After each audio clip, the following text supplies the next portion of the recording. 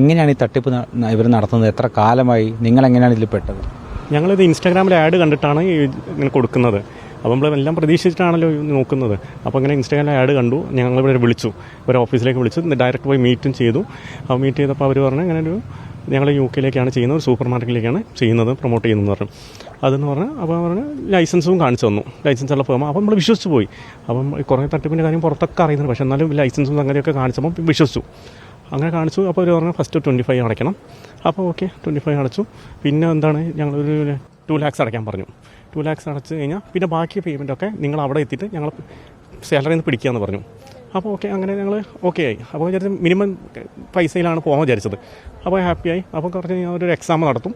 Exam എന്ന് പറഞ്ഞപ്പോൾ ഒരു റിട്ടൺ ടെസ്റ്റ് ഉണ്ട്, ഒരു ഇൻ്റർവ്യൂ ഉണ്ട്. അപ്പോൾ അതിന് വേണ്ടിയിട്ടൊരു 2 മാസത്തെ ക്ലാസ് ഉണ്ടായിരുന്നു. ആ 2 മാസത്തെ ക്ലാസ് എന്ന് പറഞ്ഞാൽ നമ്മൾ ഇംഗ്ലീഷ് ഡെവലപ്പ് ചെയ്യാൻ വേണ്ടിയിട്ടും ഇൻ്റർവ്യൂവിൽ എങ്ങനെ പ്രസൻറ്റ് ചെയ്യണം എന്നുള്ള ക്ലാസ് ആയിരുന്നു. ആ ക്ലാസ് അറ്റൻഡ് ചെയ്തു.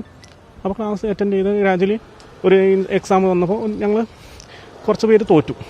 അപ്പം തോറ്റപ്പോൾ ഡിസപ്പോയിൻ്റ് ആയി. അപ്പം പുള്ളിക്കാരത്തിനെ പറഞ്ഞു ടെൻഷൻ ആവേണ്ട, ഒരു 3000 rupees തന്നാൽ നിങ്ങൾക്ക് ഇനിയും എക്സാം ചെയ്താണ്.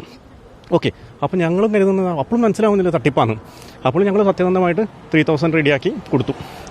അപ്പോൾ 3000 കൊടുത്തു. ഒരു റിട്ടൺ ടെസ്റ്റ് നടത്തി, അതും പാസ്സായി.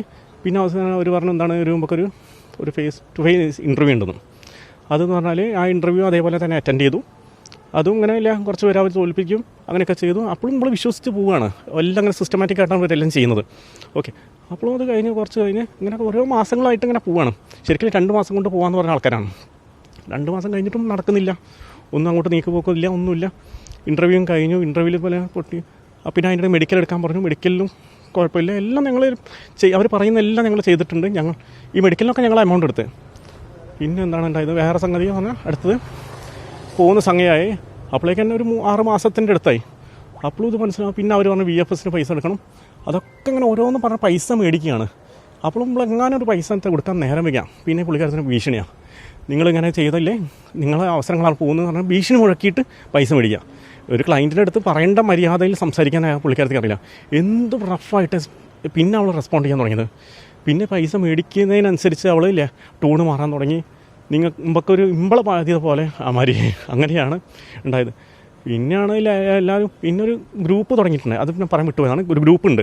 ആ ഗ്രൂപ്പിൻ്റെ പ്രത്യേകത എന്ന് പറഞ്ഞാൽ അവർ പറയുന്ന മാത്രം കേൾക്കാൻ പറ്റുന്ന ഗ്രൂപ്പാണ്. പുറത്ത് അങ്ങോട്ട് സംസാരിക്കാനോ ഇമ്പളെ ഷെയർ ചെയ്യാൻ പറ്റുന്ന ഗ്രൂപ്പല്ല. ഇപ്പോൾ ഞാനുണ്ട്, ഇവരൊക്കെ ആ ഗ്രൂപ്പിലുണ്ടായ ആൾക്കാരാണ്. പക്ഷേ അങ്ങോട്ടും ഇങ്ങോട്ടും കമ്മ്യൂണിക്കേറ്റ് ചെയ്യാൻ പറ്റില്ല. ഗ്രൂപ്പ് എന്ന് പറഞ്ഞാൽ ഇപ്പം നമ്മളൊക്കെ ഒന്നിച്ചൊരേ വർക്കിന് പോകുന്ന ആൾക്കാരാണ്. അപ്പോൾ അങ്ങനെയല്ലേ നമ്മൾ കമ്മ്യൂണിക്കേറ്റ് ചെയ്യാൻ. ഇവരെന്ത് ചെയ്താൽ അതും റെസ്ട്രിക്റ്റ് ചെയ്തു. ആ പടം അവർ മാത്രം സംസാരിക്കുന്നത് കേൾക്കാം. പിന്നെ ഒരു മാഡം, ഗായത്രി മാഡം എന്ന് പറഞ്ഞ മാഡം ഞങ്ങൾ ഇംഗ്ലീഷ് പഠിപ്പിച്ചത്. പുള്ളിക്കാരത്തേക്ക് ഇതിൽ ഞങ്ങൾക്കൊരു ഡൗട്ടാണ്. ഇവർക്ക് ഇതിൽ പറ്റിക്കുന്നതിൽ പങ്കുണ്ടെങ്കിൽ അവരുടെ പേരിൽ ഞങ്ങൾ കൊടുക്കാൻ തയ്യാറാണ്, കൊടുത്തിട്ടുമുണ്ട്.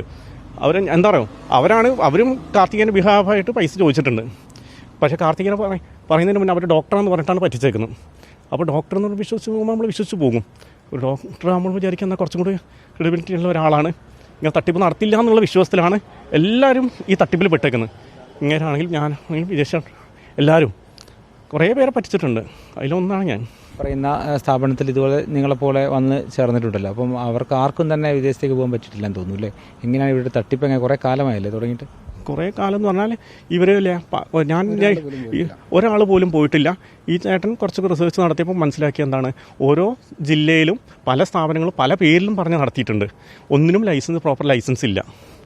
ഒന്ന് കാലിക്കറ്റിൽ നടത്തിയിട്ടുണ്ട്. അവിടെ നിന്ന് കുറച്ച് എമൗണ്ട് കിട്ടിക്കഴിഞ്ഞാൽ അത് വെച്ചിട്ട് എന്താണ് ചെയ്യുന്നത് റോൾ ചെയ്ത് ചിലപ്പോൾ അതില്ല, എന്താ ചെയ്യുന്നത് അറിയില്ല.